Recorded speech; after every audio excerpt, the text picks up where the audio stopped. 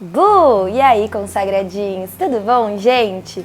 O vídeo de hoje é um papo com a Rafa, um pouquinho mais sério, que eu quero ter com vocês. Trouxe vocês aqui pra minha intimidade, diretamente pra minha cama, então roda a vinheta.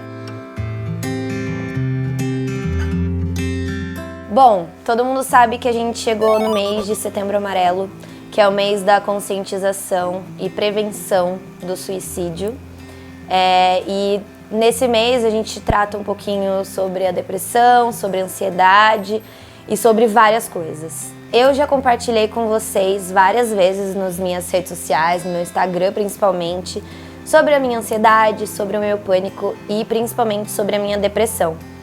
E eu deixei um vídeo pra vocês lá bem teórico, na verdade, né? Bem informativo no Instagram, no IGTV. Se você ainda não viu, corre lá pra ver. E aqui eu resolvi trazer alguma coisa mais íntima para vocês saberem um pouquinho da minha história, da minha relação com a depressão, enfim, e como eu lido com tudo isso. Admito que não vai ser um vídeo tão fácil assim, mas espero que vocês recebam de braços abertos. Eu comecei a ter os primeiros sinais da depressão em 2011, quando eu perdi meu pai de criação, que era muito presente na minha vida, era com certeza a pessoa que eu mais amava na vida. E foi uma perda assim muito dolorosa. Eu tinha só 14 anos quando isso aconteceu. Então foram 2 meses antes da minha festa de 15 anos e era um sonho dele também. A gente sonhava dele dançar valsa, enfim. Então a partir desse momento da minha vida eu comecei a ter os primeiros sinais de depressão. O tempo foi passando e eu não procurei ajuda psicológica naquela época, porque, sei lá, eu acho que ainda existia uma coisa de psicólogo é coisa de doido e enfim. Então eu não procurei ajuda, porém eu deveria ter procurado naquela época. Teria sido importante para não me ocasionar o tanto de coisas que ocasionaram. Enfim, em 2012 eu acabei saindo de um lugar que eu amava muito, que era uma academia de dança aqui de Campinas, que eu já estava lá fazia mais de 10 anos, então era uma coisa que eu amava muito e acabou rompendo. E aí eu fiquei muito chateada, fiquei muito mal e a depressão só piorou. Eu também decidi não fazer terapia e não procurar ajuda, mas eu dava sinais de tristeza profunda. Mas jovem e tal, adolescente, resolvi não procurar ajuda. E aí depois de um tempo eu aprendi a lidar sozinha, assim, sabe? E aí quando eu entrei na faculdade eu comecei a sentir que eu precisava de ajuda.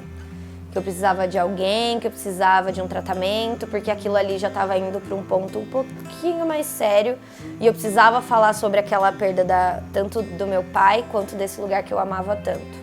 E aí, quando foi 2015, quando eu entrei na faculdade, eu conversei com a minha mãe e falei pra gente buscar uma ajuda psicológica, né, pra gente, enfim, pra eu tratar isso antes que algo acontecesse.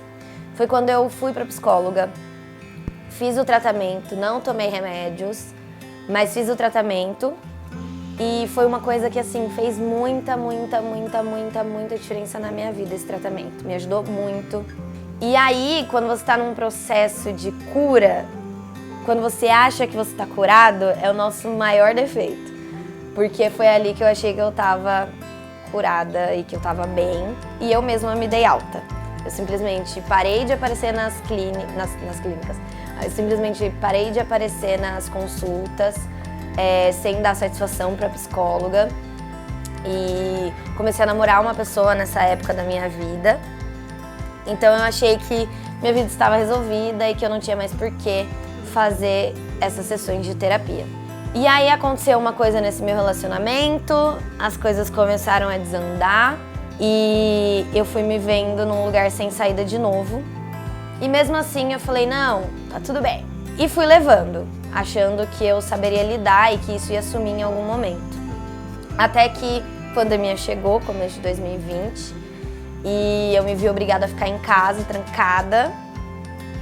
Tinha acabado de perder meu cachorrinho também, a Belinha, que estava comigo há 17 anos, gente, muito tempo. E aí a gente, enfim, nesse período da pandemia eu desenvolvi ansiedade. Na verdade, no finalzinho de 2019 eu já estava, mas em 2020 foi o boom da minha ansiedade, onde eu tive crises terríveis, onde eu só chorava, perdi a respiração e, nossa, foi a pior fase, assim, pra mim. E aí chegou num momento que eu não conseguia mais controlar e eu comecei a desenvolver pânico. Então, não conseguia ficar sozinha, achava que eu ia morrer. Quando eu pegava o carro, eu achava que, sei lá, tinha gente me perseguindo ou que alguém ia me matar. Então eu evitava sair, eu evitava fazer tudo, eu ficava muito sozinha. E se nesse período não fossem os meus amigos, eu acho que... E o amparo da minha mãe também. Eu acho que eu não teria dado conta desse processo todo que foi desenvolver a ansiedade e o pânico. E foi isso, assim, até que eu cheguei no meu limite, no começo de 2021, que estava muito puxado e os pensamentos suicidas, eles eram cada vez mais frequentes e extremamente reais, né?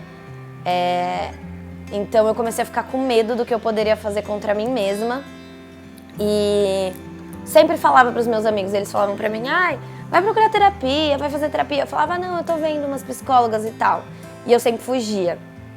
Até que uma amiga minha, Ana Laura, marcou a psicóloga pra mim e falou, você tem psicóloga tal dia. E eu fui, e desde então não parei mais de ir. Faço terapia toda semana. E é uma coisa que tem ajudado a me desenvolver profissionalmente, pessoalmente, mas principalmente a minha depressão e ansiedade, né? Enfim, são processos, cada um tem o seu processo, cada um tem a sua realidade. Essa é a minha. Eu tenho passado por muitos processos durante essa depressão. Em momentos eu acho que tá tudo bem e em momentos eu me vejo completamente perdida nela, na ansiedade também. Mas sem dúvida alguma, o que me fortalece sempre, que eu posso dar de dica pra vocês se você tem depressão, ansiedade, pânico ou qualquer problema psicológico, procure ajuda. E não é ajuda só das pessoas que você ama, só da sua mãe, do seu pai, dos seus amigos. Procure ajuda profissional. Só a ajuda profissional vai te dar o caminho certo para que você se cure e para que você não cometa nada contra a sua própria vida. Claro, a minha rede de apoio de amigos foi fundamental para que eu me mantivesse viva, para que eu me mantivesse forte, para que eu conseguisse me distrair e para nos momentos assim de extrema tristeza, que você não vê mais saída, ter para quem ligar. Mas o tratamento psicológico, o tratamento psiquiátrico, sem dúvida, são as melhores saídas. Eu não precisei do tratamento psiquiátrico, eu não tomo medicamento, mas é o meu caso. E não tem problema nenhum você precisar desse tratamento, você precisar desses remédios, desde que eles te auxiliem para o melhor. Então é isso, essa é a minha experiência. São dias e dias, tem dias que a gente vai se ver totalmente no fundo do poço, tem dias que a gente vai estar feliz e não vai entender o porquê, mas é um dia de cada vez. Eu espero muito que daqui a um tempo eu faça um vídeo com o título Me curei da depressão depois de 200 mil anos passando por isso. Eu tô muito ansiosa, inclusive, para fazer esse vídeo, porque eu luto muito contra a depressão todos os dias. Óbvio, eu não exponho tudo pra vocês o tempo todo, mas existe e a gente precisa falar sobre isso. Outra coisa, eu não vou me disponibilizar pra gente bater um papo sobre isso ou você me contar o que tá passando aí, porque eu não vou poder te ajudar. Não seria responsável da minha parte. O que eu te sugiro vá procurar ajuda, tá bom? E se você precisar de alguma indicação, se você precisar conversar sobre qual o melhor tratamento, me manda uma mensagem aí nas redes sociais que eu posso te ajudar. Eu tenho indicações ótimas de pessoas ótimas. E eu acho que é isso. Um beijo, um queijo. Ah, mentira! Deixa o seu like aí no vídeo. Deixa aí nos comentários o que você achou. Não esquece de se inscrever no canal. E acho que é isso. Me segue em todas as redes sociais. Um beijo, um queijo e até o próximo vídeo.